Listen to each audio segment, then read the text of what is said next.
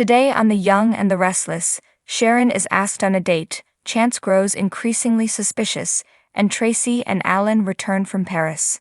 All products and services featured are independently chosen by editors. However, soaps.com may receive a commission on orders placed through its retail links, and the retailer may receive certain auditable data for accounting purposes. At the Abbott mansion, Jack finds Diane working in the living room. She's headed to the office soon. He asks her for lunch, but she's unsure. Tracy and Alan come in. They say Paris was wonderful, but it's great to be back. Tracy frowns when Jack says it's nice to see smiling faces around there. They explain that Alan packed up the townhouse and moved to Genoa City. He just needs a place to live. Diane and Alan leave the room, and Jack and Tracy hug.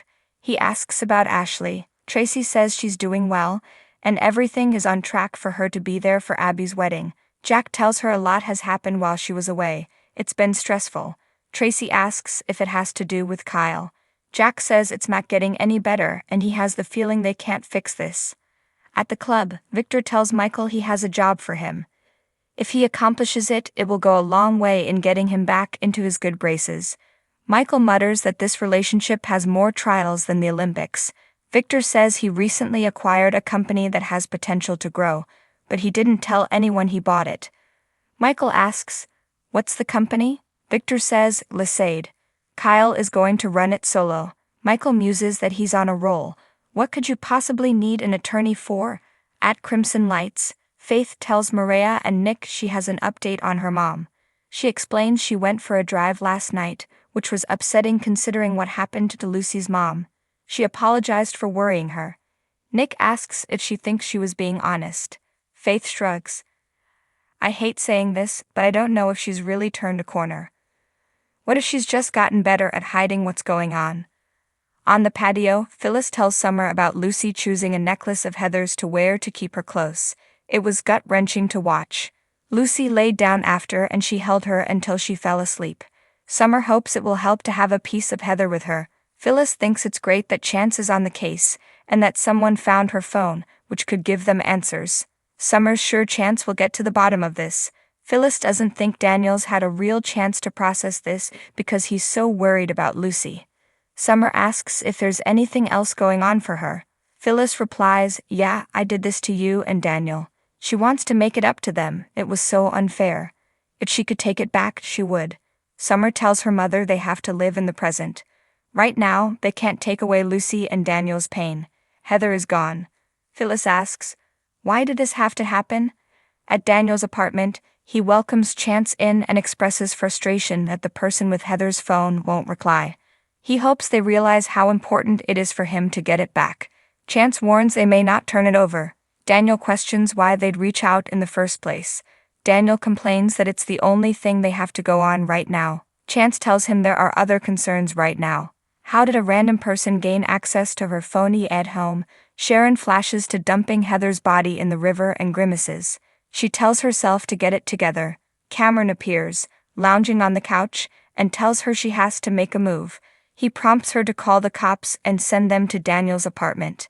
Sharon doesn't want him. She wants to talk to Cassie. Suddenly, Sharon thinks Nick is there telling her everything is going to be all right. She hugs him and he says he'll always save her. She goes in for a kiss, but he turns into Cameron, who exclaims, "Nice try." She has to forget the distractions. She still has work to do. Alan and Tracy arrive at the club and sit at a table. Tracy wants to familiarize him with some Genoa City luminaries and directs his attention to Victor and Michael sitting by the window. She explains that Victor has a rivalry with her brother Jack. He always finds a way to torture the Abbotts. At Victor's table, he tells Michael that Kyle proved himself by stealing a new product from Jabad and bringing it to him. He, in turn, fired Audra. Michael thinks that sounds like corporate theft. Victor says the product is in the planning stage. It's up to him to protect him from any fallout. Michael thinks he must be thrilled that Kyle undermined Jabad. Victor says he's finally cutting the cord to his father and manifesting his loyalty to him, as it should be. Just then, Jack and Diane walk in. Jack asks her if she wants to go elsewhere. She says this is exactly where she wants to be. At Daniel's place, Chance asks Daniel what Heather's demeanor was like before she took off. Daniel tells Past months. They both lost their jobs, and Faith and Lucy were in a car accident. After, Sharon got really mad at them. They had a few run-ins with her. She went at Heather a couple of times, and the last time was the day before Heather decided to take off. Chance wants to hear more. Daniel says the accident mirrored a lot of the events around Cassie's death, and it obviously stirred up a lot of emotions in Sharon. He knows she'd been thinking about Cassie's death a lot, and seeing him reminds her of the loss. It got to be too much for her, and the accident turned it up a notch. It didn't bother him, but it upset Heather. He's convinced Sharon's attitude played a big part in Heather wanting to get away. At Crimson Lights, Nick tells Faith and Maria they need to keep an eye on their mother. He decides he should spend some one-on-one time with Sharon. At the club, Sharon walks in and flinches when Tracy calls her over. Tracy introduces her to Alan, who is a trained psychotherapist. They talk about her degree, and Alan asks for her input for his book. She says maybe. She's running a company now that keeps her quite busy. She rushes off and Tracy frowns. Alan teases Tracy about her connections. "You are quite amazing." He asks if she knows any realtors. Tracy doesn't, but she has some place she'd like him to consider. She asks him to move in with her at the Abbott house. She has almost a whole wing. If that's not enough privacy, they could move into the pool house. Alan balks. He doesn't want to crowd her or annoy her family. Tracy appreciates that. They can ask Jack and Diane first, but she knows it won't be a problem. Alan tells her he thinks it's a wonderful idea. At a nearby table, Jack tells Diane that what's happening isn't all Kyle's fault. Victor saw an opportunity with Kyle and capitalized on it. Diane exclaims, "Oh, an opportunity that I caused." Jack protests, "I didn't say that." Diane says that's what he meant. Jack feels she's trying to pick a fight. Diane complains that he's so distracted by sitting in a room with Victor Newman that he can't see that their son is the one destroying their family. At Victor's table, he and Michael watch Jack and Diane and comment on the thick tension. Victor says Audra told him there was trouble between those two. He raises his glass and says, "Cheers, old boy." Daniel joins Summer and Phyllis on the coffee house patio. Lucy stayed behind. They ask about his talk with Chance.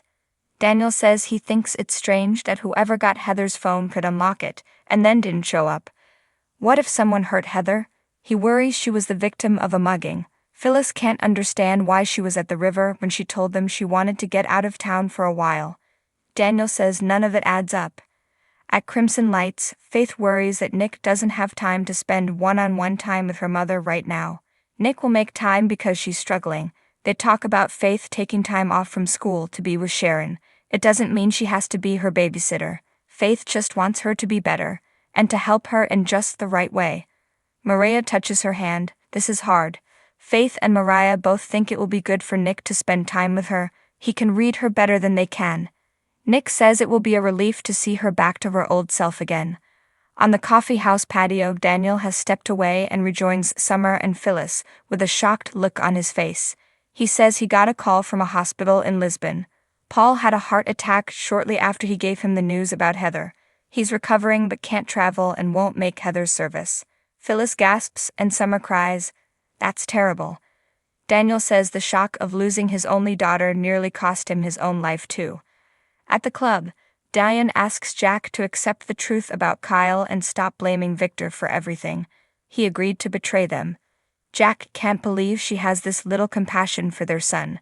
Diane fumes that he's a grown man who disrespected them and wants to sabotage their company. Everyone hears them as Jack protests that he doesn't feel they've supported him. Diane hollers, "You don't mean we, do you, Jack? You mean me." She doesn't think he's ever fully committed to believing she's changed, and she's sick of it. She storms off. At Victor's table, he tells Michael to go check on her. Victor shoots a smug look in Jack's direction.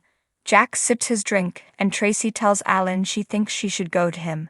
Alan suggests she give him a little time. She can't believe how bad things have gotten. Jack would never argue in public, certainly not in front of Victor. Victor sidles up to Jack, who squeezes his eyes shut and tells him to go away. Victor thinks he's not only lost the respect of his son, but his wife. What the hell would John Abbott think about his son now? Summer meets up with Chance at Society and tells him Paul Williams had a heart attack in Lisbon. He won't be able to.